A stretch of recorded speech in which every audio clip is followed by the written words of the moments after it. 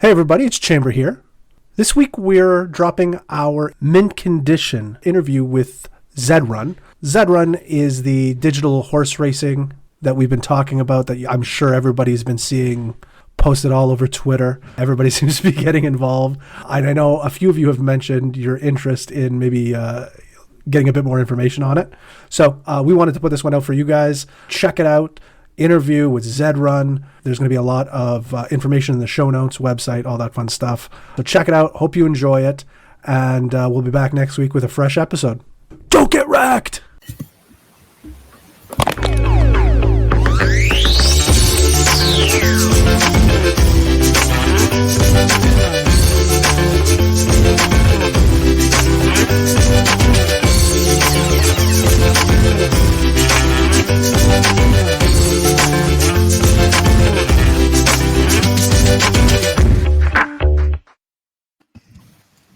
Hello and welcome to episode 4 of the Mint Condition. I am Joe, alongside our esteemed colleagues and co-hosts Chad and Dez. How you guys doing today? We're ready to have some fun here.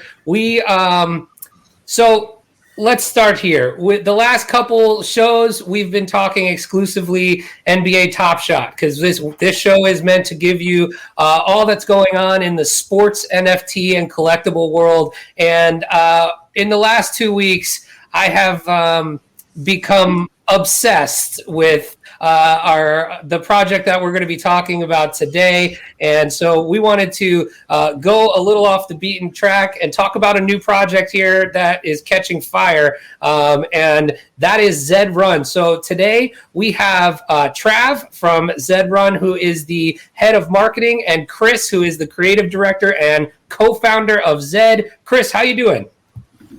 Good, buddy. How are you? Thanks for having us. Thank you so much for joining us. Trav, how you doing, man? Yeah, even better, man. Thanks so much for having us. Absolutely. So let's start here. So hey, wait, you're better than you haven't. I was gonna say, it's always a competition at Zed. Oh, he's better than I just won that. It's always a competition with him. That's funny. So we have, we've been talking about the NFT space and how that relates to sports. And I found you guys. I had actually heard about it maybe a month ago, and I hadn't dug quite in. And then a couple weeks ago, you had the horse drop heard around the world, I think, and that's when everything kind of really exploded for you guys. So Zed is not it's not a new product. It's been around for quite some time, but now it's kind of hitting that tipping point in mainstream. So Chris, why don't you kind of walk us through what Zed is, how it started, and kind of when it started. All right. I'll do my best. So Zed's been around for almost 2 years, I'd say. And Chris and Rob, my co-founders, they reached out to me, just around 2 years ago when they had this idea. I'd worked with Chris and Rob in the past on some Kickstarter games concepts. So my background is film, visual effects. And I've known these guys for a good, 7 years now. But they reached out to me a good 2 years ago, and they had this idea. And I remember sitting on the call, and they were talking about, we want these digital horses. We want to democratize horse ownership. We want to be able to give everybody the opportunity to own race horses, breed them, race them, and have that feeling about what it's like when you own a beautiful stud, right? And in Australia, it's a big thing, right? Horse racing is huge. You see it everywhere you go. So I'm based in Australia. So is Chris and Rob. Trav, that's why he's a bit different than the rest of us. He's in South Africa, so don't mind that. Sorry, way Trav. to monitor. No, anyway, yeah, I do idolize you. Hey, and so when they came with this idea, it was like, okay, this is amazing, and there was something in it, right? There's something in it, and in short, what Zed is a digital horse racing ecosystem where you can buy, breed, own Zed racehorses, right? And it's set in a parallel universe to ours. So I've created we're in the midst of creating lore and story, but there's always been this story that it's using quantum physics. It's in a parallel universe to ours. on a separate Earth, just like ours, but set in 2150. So it's future, it's cyberpunk, it's sci-fi, and this future, this is where digital horse racing reigns supreme, right? So this Zed horse racing has come up, and it's given everybody an equal opportunity to own horses and to amass wealth within the system. And what we're trying to do with that lore is, of course, tie it to what we're doing today, which we're seeing is actually happening. We're enabling people to go in, or our users to go in, buy horses and sell them after holding them for a bit, So there's different kind of users. Breed more horses, create a stable, and make money that way. And of course, the master racing, which is the core of our product, is horse racing. And we're seeing people do this. We've got stable owners out there with like 200 plus horses, and they are licking their lips these days because of what you mentioned. This massive drop that we had. We've had like 3 in a row, Trav, or 2. Yep. This is our 3rd now. Yeah, and we've got one. Yeah, and we've got one more coming, which I'm going to let Trav decide whether he can announce or not. Oh, I think the cat's out of the bag as of a couple minutes ago on Twitter. Excellent. Well, see, I just woke up, so I'm happy. It was perfect. Honestly, perfect timing. So we'll get into that in a little bit. I do really like the way you described it as an ecosystem, because I think it is more than just a game. I think what you're starting to see in in this short time that I've been involved in the last couple of weeks and really diving into the Discord is it is an ecosystem. And I can see it already happening. There's breeders, there's racers, there's buyers and sellers, there's people that are going to be training horses for other people. It's pretty wild. Yeah, there's the middleman as well, and there's who's helping people get the deals, like the escrow, which is really awesome too. I mean, we got to be careful of that as well. Make sure people do their due diligence, because when there's money in it, when there's wealth around it, there's going to be hustlers coming in too, right? Mm-hmm. Yeah. So I'm just going to put that out to my Zed community as well. Just be diligent. I found one the other day. I found one. Yeah, there you go. I called it. Dude, I called it, right? I said to you. Yeah, and that's going to happen. That's going to happen with NBA. Yeah, but look, that happened when we were trading basketball cards as kids. Oh, sure. And it happens all the time. Anytime you do an off-market deal like that. And happens all. Exactly. And at the end of the day, you just got to watch out. But what's Zed in, and just to come back to what it is an ecosystem. And the reason why it's empowered by the blockchain. It's empowered by NFTs, the whole concept of true ownership. And this is where I'm really excited. I mean, I'm really on the creative side about the story and the technology that we want to put into it, and the look and the design and all that. And going into what I call the metaverse. We're creating this digital horse racing ecosystem, it's first of its kind in the metaverse, right? That's our contribution for now. But where I want to take it and where we want to take it is enabling people through advanced technology, virtual reality. So again, going back to the lore, you can step into the Zed universe like that. You can travel to that metaverse. You can travel to that alternate universe, Planet Novus or whatever we're going to call it, where horse racing reigns supreme by putting on your VR headset, right? And we have an AR app now as well, where you can bring the horses out and you can actually place them in your surroundings. So you can go and download that now if you have a horse, and you can actually link it to your account, and you can bring a horse or walk it down the beach if you live by a beach. My wife is going to be so mad that when my horse comes to dinner later, it is going to be... Exactly. Hey, can you just make room for my horse over there? Yeah, excuse me. Go on a date and just take a selfie with you and the horse. Me and the horse. Yeah. That's awesome. Exactly. So just horsing around. Yeah, the metaverse piece is very interesting. Des, we were talking about we've seen partnership with Atari and how that might look in the metaverse. Yeah. What are your thoughts on the potential of these types of games in the metaverse, Des? Yeah, so I always preach utility, and this is utility to the fullest, right? We get really excited about NBA Top Shot from the collectible side here, but I think what the Zed Run team is doing is just taking that a few steps further as far as utility. It's not just racing, it's not just collecting and then racing, it's breeding, it's this whole metaverse. And I think that's really unique. And I truly think that's the future of where NFTs are going. And as we've seen, even in the Top Shot space, as you add utility, it brings more people in, it gets more people excited. There's actually a use to these things. So I've been a horse racing fan my entire life. I've been handicapping horses since I was 7. I have 2 of the best tracks in the US right by my doorstep. So I'm so excited for this. That's awesome. So let's talk a little bit about what, the supply of these horses and what it kind of looks like in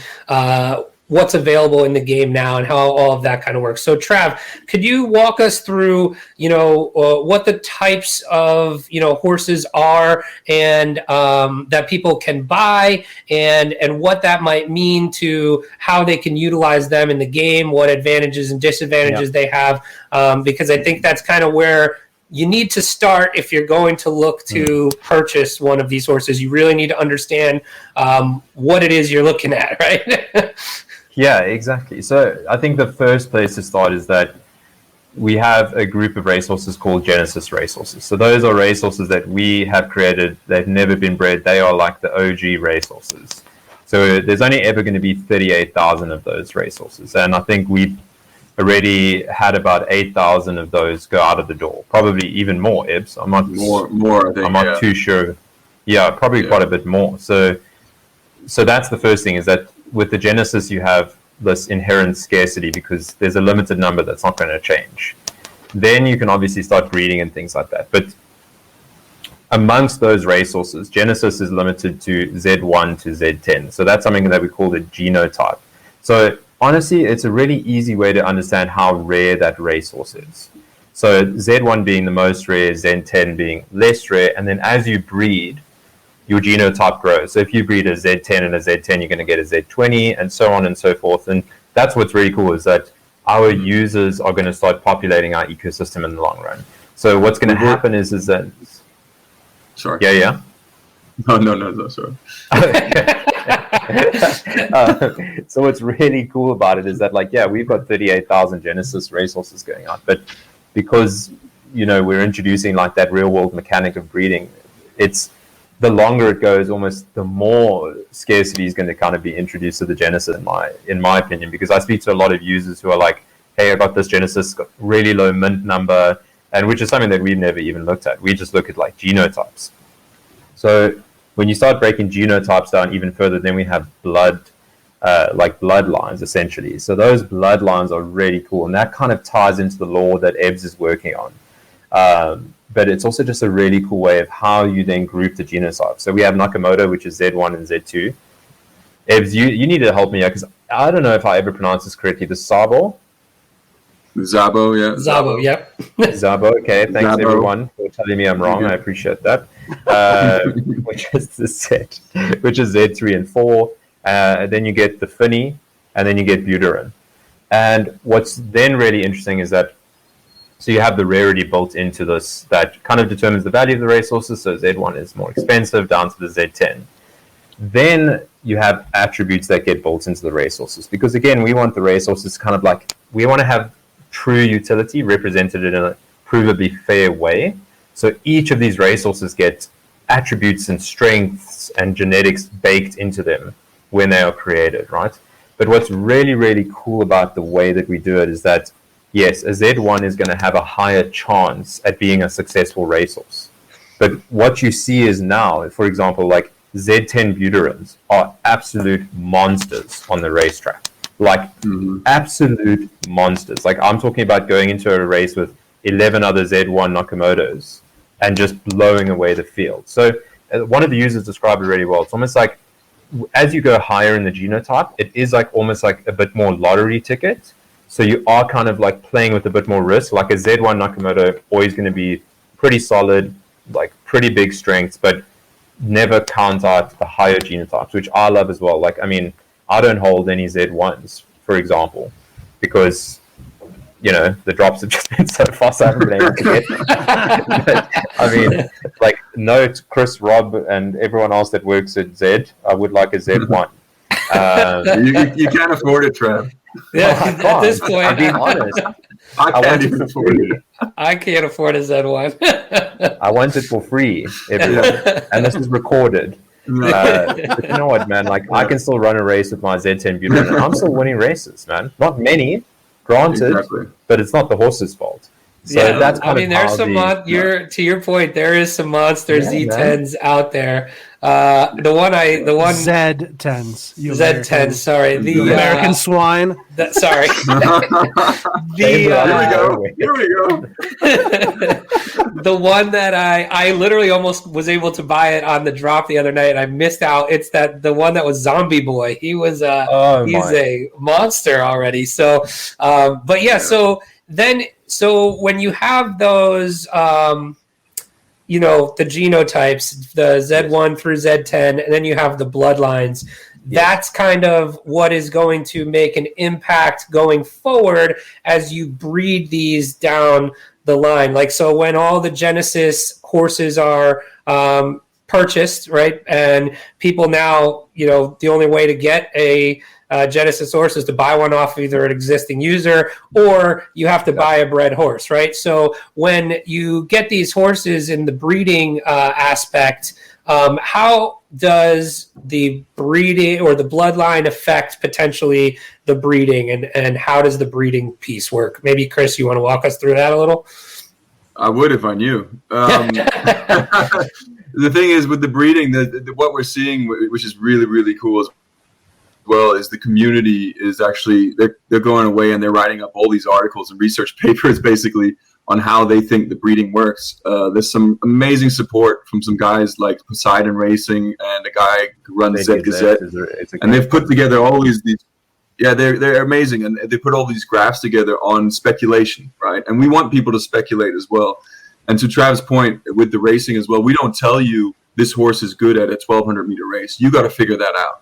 Right, so you got to go in and you got to figure out what your Z10 is beasting at, for example, or what your Z4 is really good at, and that's part of that, discovery experience, ownership experience. You don't know when the baby comes out what it's going to do, so you got to walk it through its steps and take notes. And these guys, they make graphs and they've got spreadsheets on racing. Oh yeah, man, it's absolutely they crazy, man, and I love it big time. So to answer your question, I mean, how does the breeding work? Like, there's some theories out there that they think it skips a generation. Billions that just was sold for $125,000 from its original owner, which is ridiculous. Like, awesome, but crazy. I still can't believe it. Like, that's a Rolls Royce, man. Big time. Like, that's a real horse. That's a couple of real horses. That's a couple of real horses right there, right? But there was some theories going around about how people had bred him in the past and how it skipped a couple of generations, and there was this beast horse and master bred horse, and it performed on the track well. But to take you through it in detail, I wouldn't be. I'm not equipped to do that. Sorry. No, that's okay. Pass that one back to Trav. Yeah, the breeding is crazy deep, man. Like, because the breeding, it gets as deep as we have. And I might even be wrong here, but it's like you have Genesis, then you have legendary, exclusive, elite, cross and pacer, and yes, exactly. And those bloodlines actually kind of perform as if it's like if you have two Ebbs, yeah, they're breed types. Sorry, breed types. So they're the six exactly. breed So types. the thing is, it's super deep into it. So and I think that the whole thing there is that when the guys kind of created the breeding models, because I wasn't around yet when the breeding models were created, but it was like they kind of wanted to make it deep enough so that there were these kind of questions around it, where it's like, how does this kind of work? Like, where's the bloodline going to end up? Because I think the fun thing about real world, like equestrian and horse racing, when you do breed it, is almost like you're kind of gambling. Like, I don't know a ton about it, but it's like, it's not as simple as going, okay, cool, this is going to happen and this is going to happen. Like, you're breeding, you're learning, and it's just like the racing. Like, I'm sure Des would be able to answer it better than Yeah, I mean, that's what's something I love about Zed is, the parallels between real horse racing and the digital horse racing. There's a ton, and that whole randomization of breeding, but giving yourself a better chance by pairing a good sire and mare. That's in real life, but there's always the chance that it's a flop. And that's how it works. So yeah, you have you have Ken Griffey Jr., Ken Griffey Sr., and then you got like things that come out that look like me, and you're just like, how the hell does that even happen?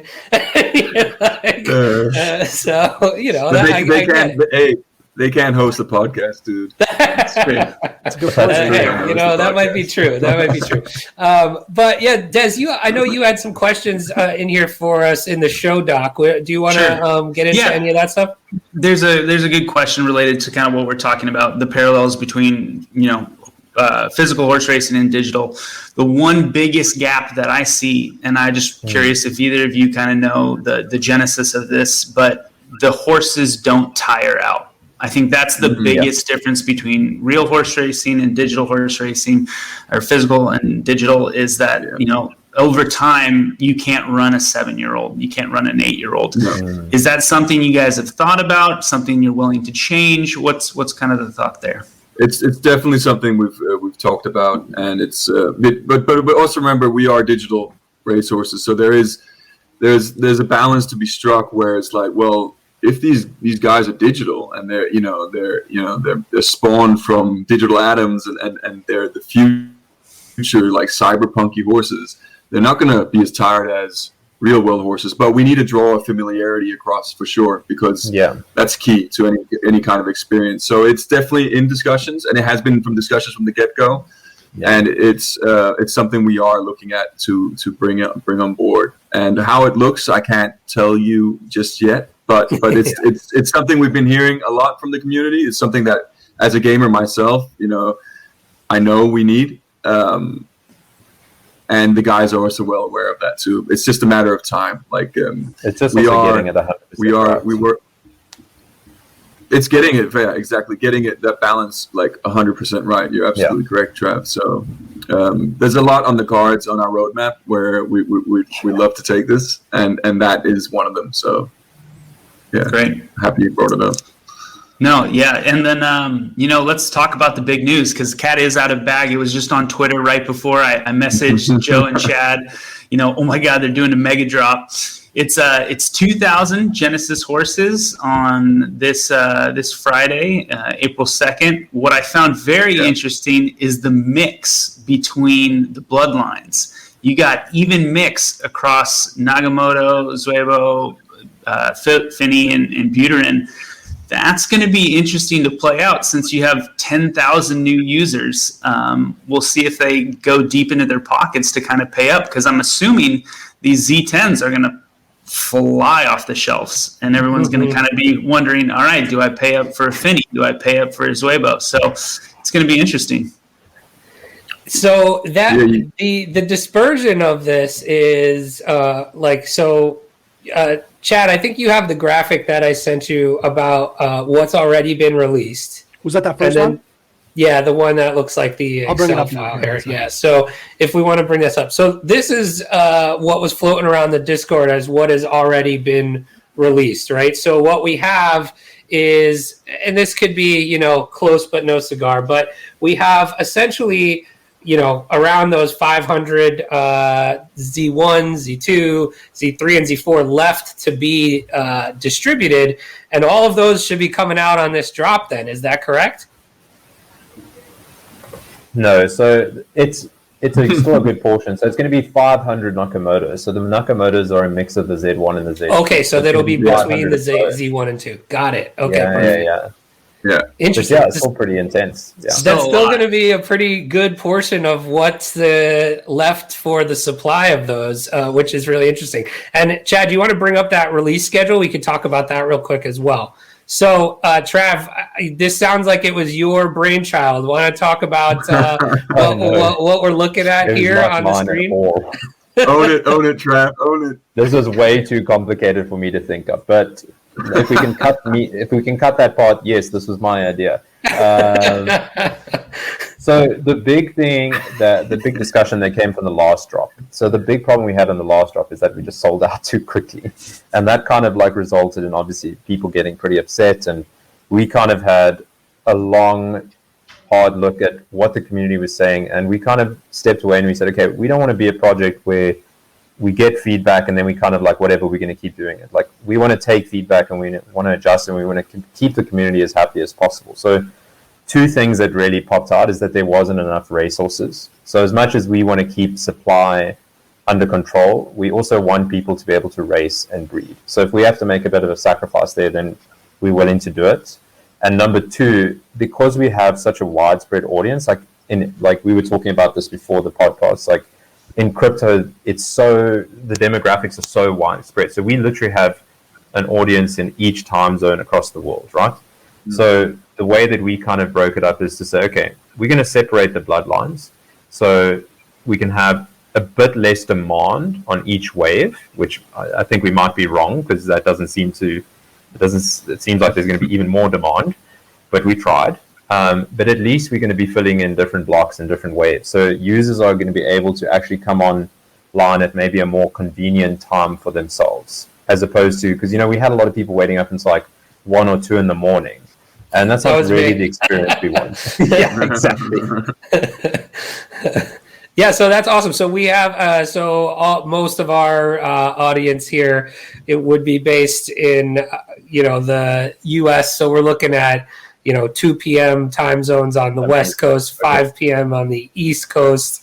But yeah, there's some really awesome options to be able to get online and make your purchases where you're not up till 3 a.m. My wife was so upset at me for being up. We have a newborn, and I was up till 3 a.m. buying horses. That's not what we wanted. Yeah. Well, the horses aren't keeping you awake, the newborn is. Well, yeah. Well, that's what I told her. And then, needless to say, the Holiday Inn has really nice COVID protocols these days. So. Zed Run causing marital problems since 2 years ago. Well, it was really weird when I brought the AR horse into bed after. Yeah.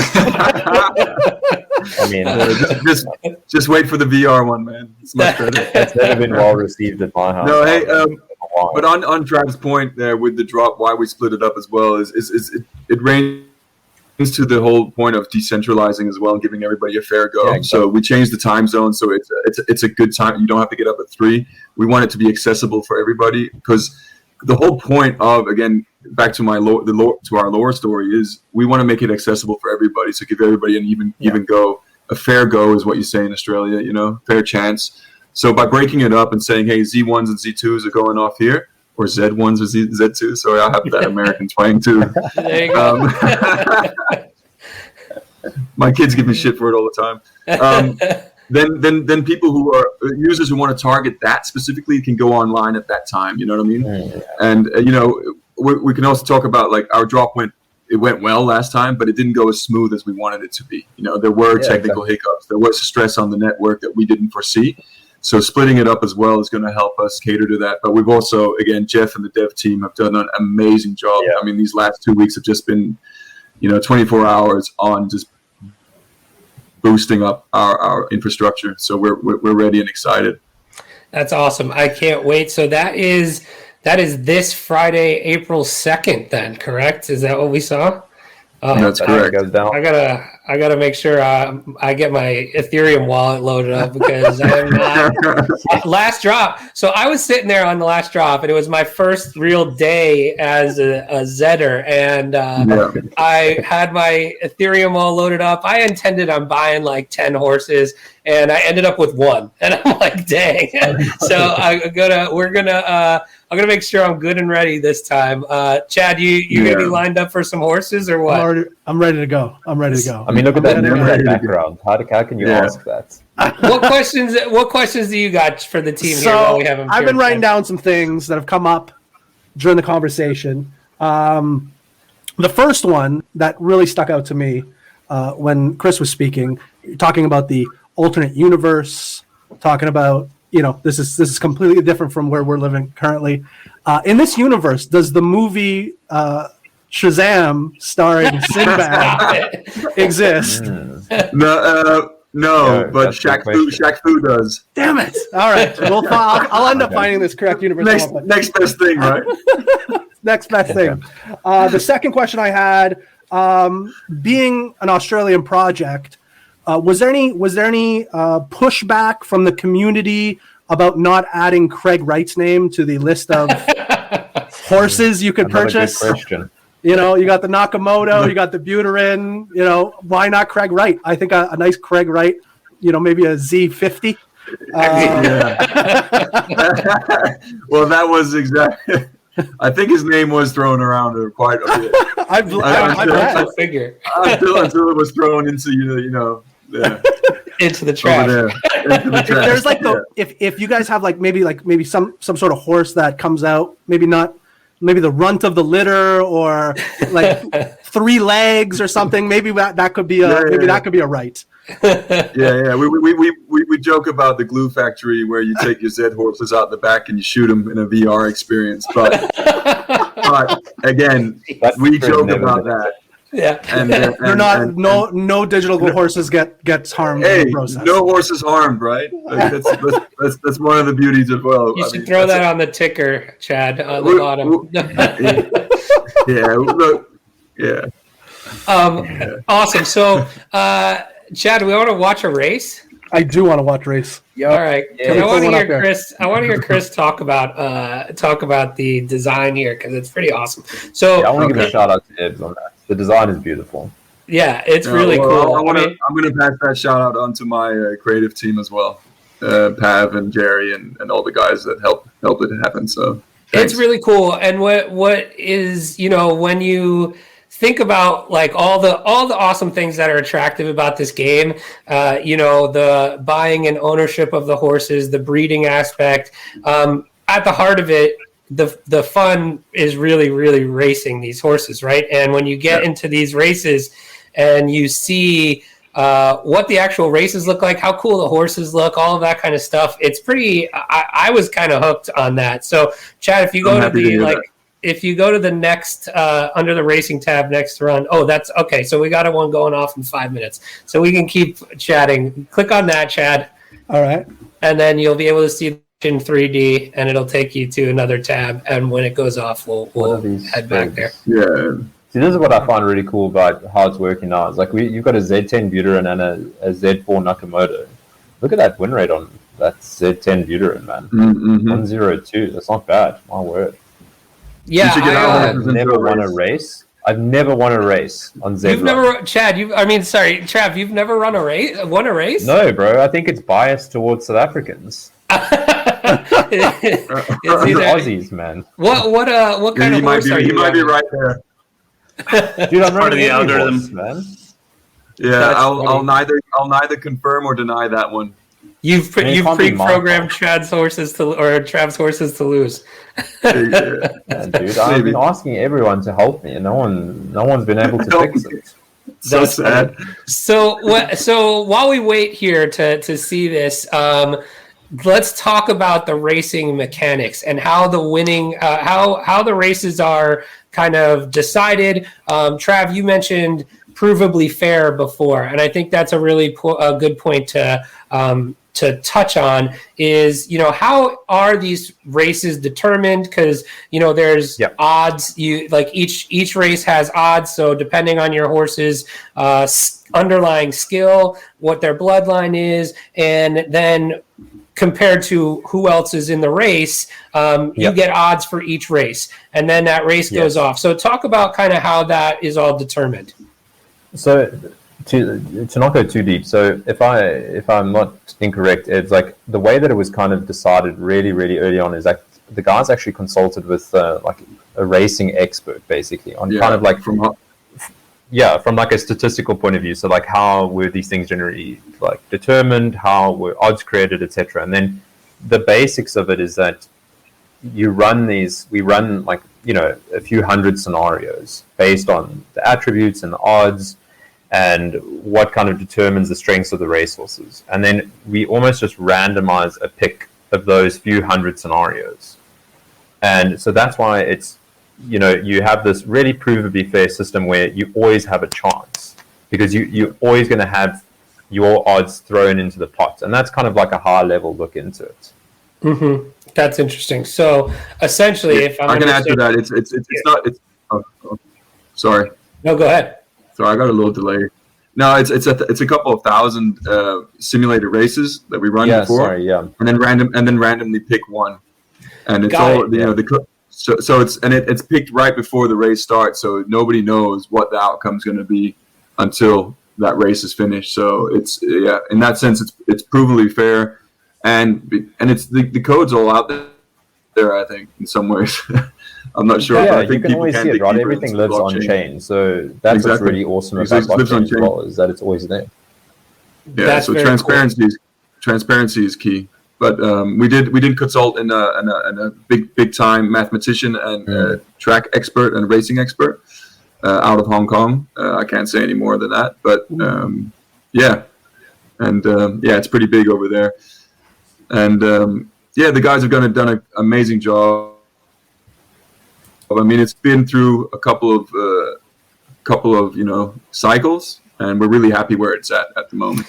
That's cool. So essentially then what we're seeing on the screen when we're watching a race is essentially one of the iterations picked at random that ends up winning. Yeah. Is that correct? Yeah. One of the random picked out of the thousand simulations. Awesome. And what it does is it takes all those attributes into account. And, again, a Z10 has a probability that is less than a Z1. However, there's still a chance. And that's what we're seeing. Right. It's that little, and we love that, the underdog story in racing and in sports. And that enables mathematically, there is a chance. Yes, absolutely. So now there is, and then when we're talking about the racing algorithm, currently, from what I've heard, is that the only thing that potentially matters at the moment for your horse is the distance. Is that correct? And if not, or if so, are there plans to add other kind of variables into the racing algorithm in the future, weather, things like that? Yes. Yeah, you're right. Fatigue, it's bringing fatigue back in. Fatigue, weather conditions, track conditions, altitude. All that stuff is on the cards for sure. I mean, we need to gamify it even more. Like our key is to make it a game of skill, and for you to bringing all these different kind of attributes in. Is it frozen? So I feel like I'm this frozen. Did you just lose me? You good. No, you're good. Okay. We actually got the race running right now, which is probably I can see that. We're trying to do it at the same time. Yeah. I actually did. I'll talk about this in a second, but I threw in a little zest bet on horse number 4 here. Hey. So let's see. Horse number 4, wonderful banker. No, that I've got Lyrids. So he's in 10th right now. Oh, he's at 10th. He was 9-1 odds before the race. Not the favorite. He's kind of right in the middle of the pack. The worst horse in the race had 40-1 odds. That is pull the plug. 42-1 odds. And so you can see kind of how this, if you're watching the video version of this, now we got some horses that pull away. What you're going to see now, each of these races there's different racing options with different distances. Goes from 1,000 meters all the way up to 2,600, if I remember correctly. So you can essentially race your horses at all these distances and find out potentially what your preferred distance for that specific horse and breed. Watch out for Satan's Bay. Satan's Bay is coming for it. Talk about that name. Let's talk about that name. Let's not.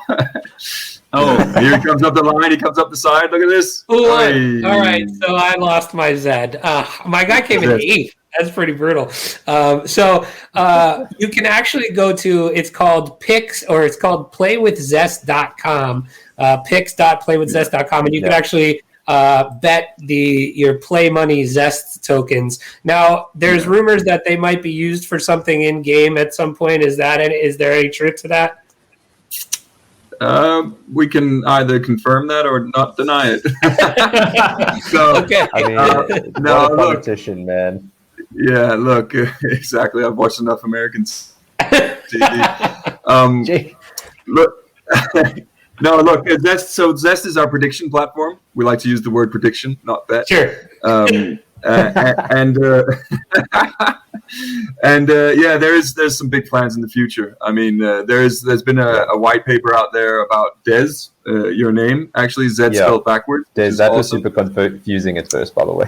So I don't know if you guys have looked into that or heard rumors about or read about what Des is. Yeah, can we talk about that really quickly as well? Trav, who's Trav, best? I'm gonna let you have a little. Ebbs, you tee it up, bro, and then you hand it over to me. I tee it up, I hand it over. It's now you. Unreal, man. Dunk it. So I'm throwing it up Des is coming. So I don't know if you guys ever looked at the first vision paper, but we released a vision doc a while ago to the community, and we used it as a really good kind of like feedback gathering tool, if that makes sense. So we kind of knew that wasn't going to be the final product, but the kind of focus was getting it out there and seeing what players and community members kind of thought. I like the banner at the bottom. Yeah. So good. And because, like Des, the focus of Des, the token, not Des here, is obviously maybe like both. Our community. And Maybe both. I mean, Des, you need to make, Des's face is going to be the token. That's right. That we can confirm. We'll cut you in on it. I love it. That we can. So Des is going to be very user and player focused, and it's going to be very ecosystem focused. So we really want to build Des into, we talk about ecosystem a lot. Like we spend a long time trying to build the ecosystem from a foundational point of view to really try and make it like a really wholesome ecosystem that people can live in and they can like play in and they really enjoy it. And Des is going to just build upon that. So without like confirming or denying, there's definitely going to be mechanics that play really directly into the game and directly into the people that play the game and love the game. Yeah. Awesome. And just from a gamer's point of view, if I can jump in, it's like when you play Fortnite or if you play Call of Duty or any of these games and you earn these virtual currencies, right? Mm-hmm. And you don't own them. And when you buy a skin, you don't own the skin. Yeah. So again, what NFTs and what tokenization and these tokens can help us do is time put in is going to earn you actually stuff or coins or skins that you own and you can monetize, that you can actually create. So play more, earn more in a sense. You know what I mean? And we see this as a huge shift, and I know big gaming studios are looking at it. I've seen Activision popping in on some of our on our talks and stuff like that, and other game studios. They have to be looking at how do we give true ownership via NFTs, via crypto, via blockchain to our users, because it's coming, and it's just a matter of time that the big fish they adopt this. In my opinion. Yeah, so. That's fascinating because that's, I think, what is... I just think about all the games that I've played growing up, whether it's Madden or anything, where I spent all this time and potentially even money building these teams that... And the game resets every year, and you're left with nothing, right? And and you do it again. Yes, and I do it I was doing it for years and years and years. And then so I think that's why I get so excited and obsessed with games like this, where it's like, there is a whole ecosystem around it with ownership, with a monetary, like a real money marketplace around it. And so, there is end game to the game you're playing, right? Like there is, value to it, which I think is, maybe my mom won't kick me out of the basement for eating Cheetos and racing horses all day because I'm earning some money. Exactly, bro. But because you're making, exactly. Let me tell my mom that quickly. Hold on.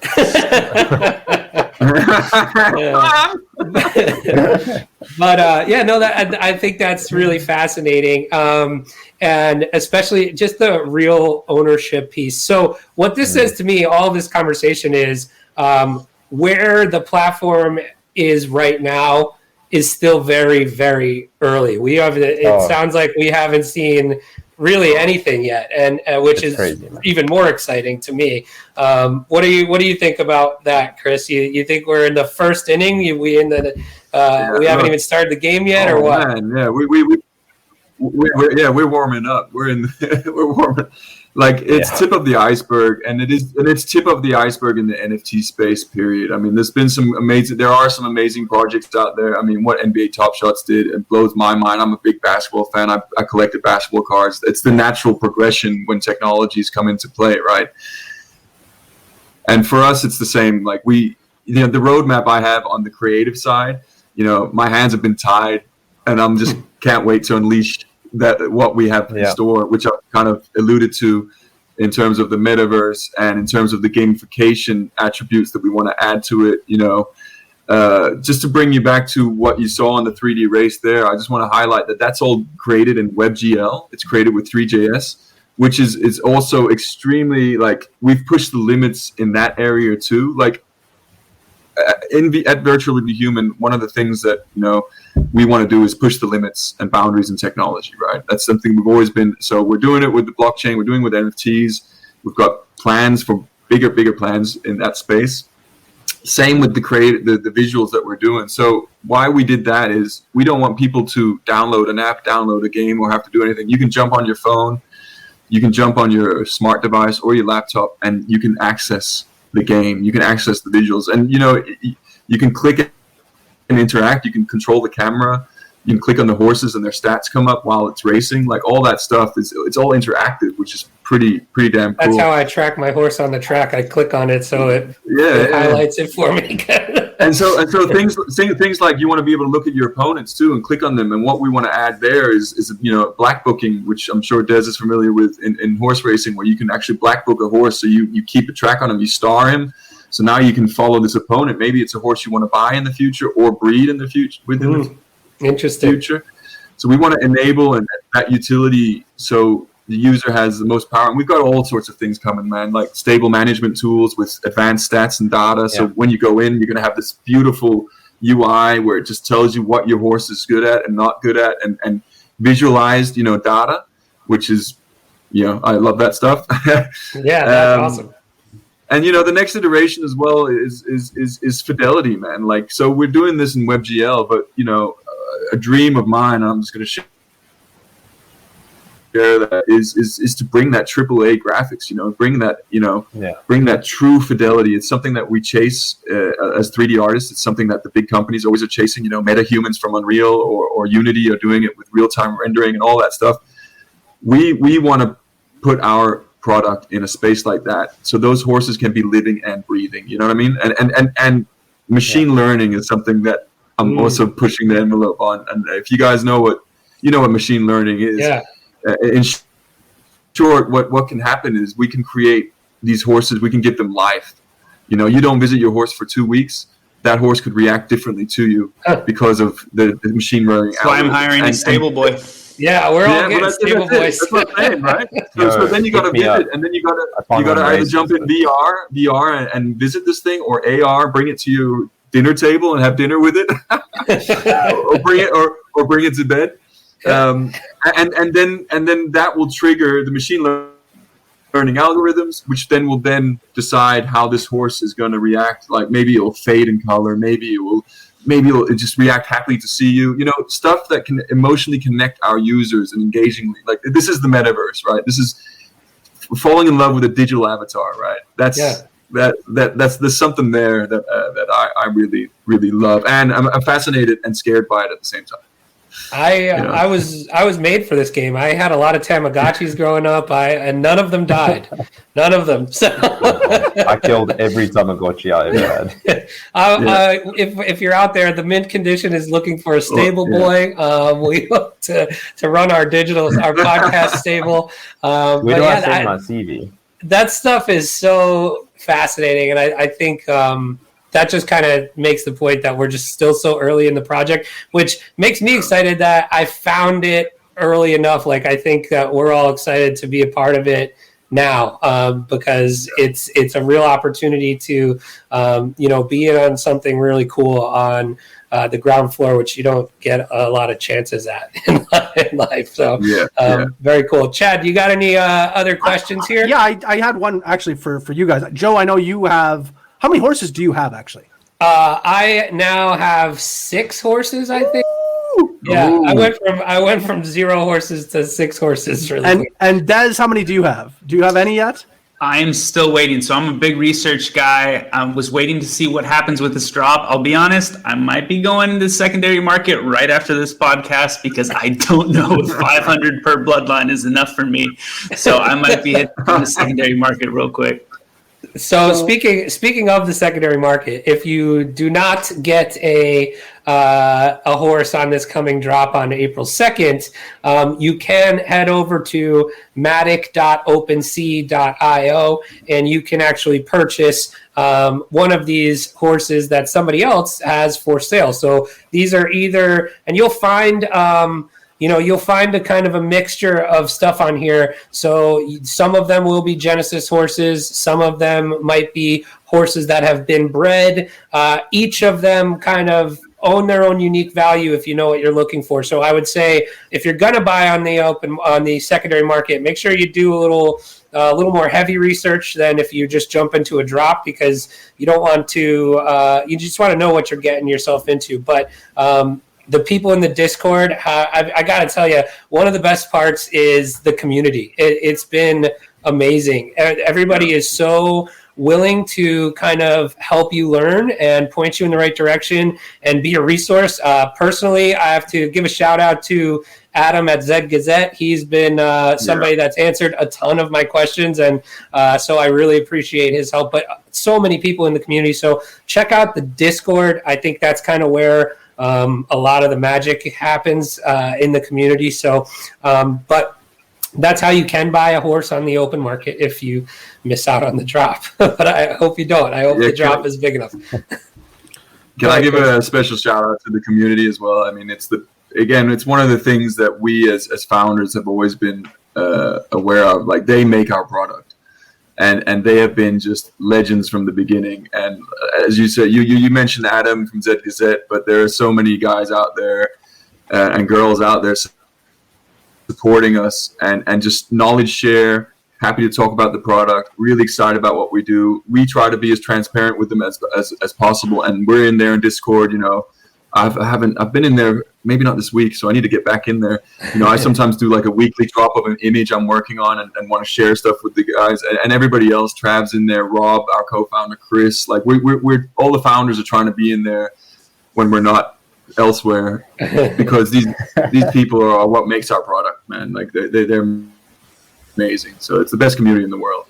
I actually did. I bought a unraced Z4. Z4, sorry, from Doofy as well. So shout out to Doofy Racing. Yeah, Doofy, exactly. And then, but yeah, Des, you got any questions here before we wrap up? We could spend hours talking about this. I think to sum it up, the work that the Zed team has already put in is phenomenal. I'm so excited. I was excited about Top Shot. I think this has more utility. This has more long-term, growth potential. And no, I mean, I'm excited. So no, I just want to say thank you to both, Ebbs and Trav for being on here today, letting us in a little bit into the, headquarters, if you will. And we're just so excited for this next drop, what's to come, all the things you guys are working on. So I'm excited. Chad, what are you buying some horses on the next drop? What do you got for parting words? I'm loaded up. I just got to figure out, do I need a Z2 or a Z1 Nakamoto? Do I maybe like a top 5 kind of thing? I'm not sure. We'll talk about that. I'm very excited though. I have positioned myself to make some big buys. One of each, he says. One of each. You should be in marketing, bro. One of each would cost you a pretty penny at this point. Hey, but one of the best things I saw on Twitter the other day was people talking about it, and some people were worried that they were coming late to the table. And the best quote I saw, and I shared it with Trav and the marketing guys all week, was if you get in this drop or the next drop, you're going to be in before the next 5,000 people next month. You know what I mean? Yeah. Again, it's the tip of the iceberg stuff. There's plenty of Genesis horses left, and this ecosystem is going to be evolving. And it's going to be, my dream is it's going to be this kind of standalone ecosystem where we can just sit back and watch everybody just take their roles within it. Boom, boom, boom. This metaverse of people, horse trainers, racetrack owners, all Chad the that stable stuff. boy. Like it's good. Chad the It's stable gonna boy. be something. Yeah, the stable boy. Hey. I think that's awesome. And like I said, I think this is the right time to get involved. If you're not already involved, I don't think it's too late. Some people have felt, like they were maybe too late to things like Top Shot. And, I still think you're early enough there too. But here feels like it feels like you're, in Top Shot in October, you know what I mean? So I think you definitely have a really good opportunity if you get involved now. And there's so many awesome people and resources to get yourself up to speed. So that's pretty cool. So Trav, before we get going, where can people find you guys? What's the best way to get in contact, and where can we direct people to go? I think follow us on Twitter, guys. We update there all the time. But I think the best place, if you want to be in contact with the team and the amazing community, which I think is even more valuable, is on Discord. Definitely join the Discord channels. Yeah, get talking. Our community members will guide you to how to get started, how to win your races, and all of that good stuff. Although the horses are drying up, nobody wants to sell any horses anymore. I think they all see what the potential is, and they don't want to sell their speaking of one thing that we didn't, maybe we touched on, maybe I wasn't paying attention. That does happen at times. What do I need to have for the drops? Is it Ethereum? Is it wrapped Ethereum? Do I need another currency that I don't know about yet? What do I need? You just need ETH. So this drop is just going to be standard ETH.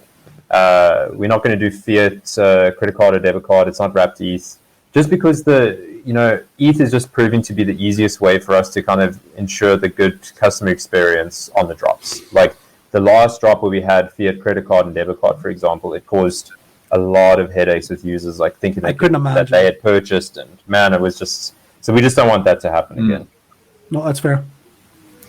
That triggered one more question for me. So the Ethereum piece, obviously at the moment, obviously gas fees are high. In the future, is that your direction to kind of move everything to Matic? I know that's kind of been the case so far. Is that kind of how the direction is going to keep going?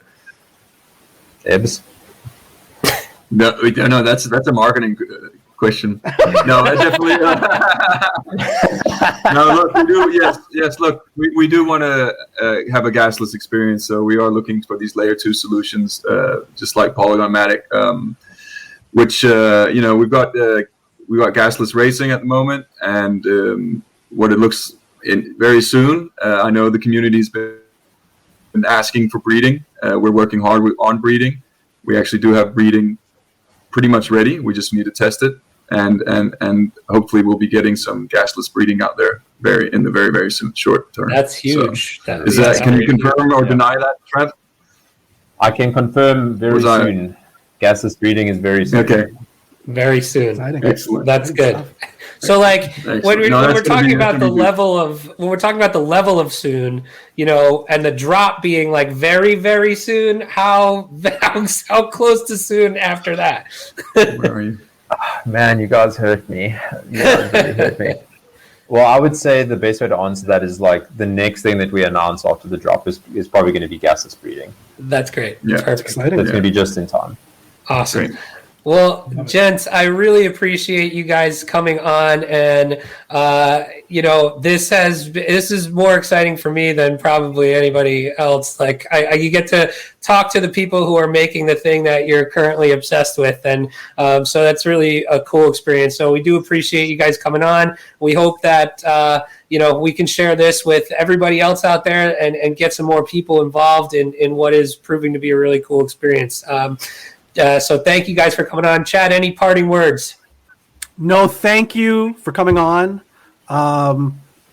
You really made Joe's day. He has been nonstop talking about Zed Run for I don't know, at least a good 3 weeks, would you say, Joe?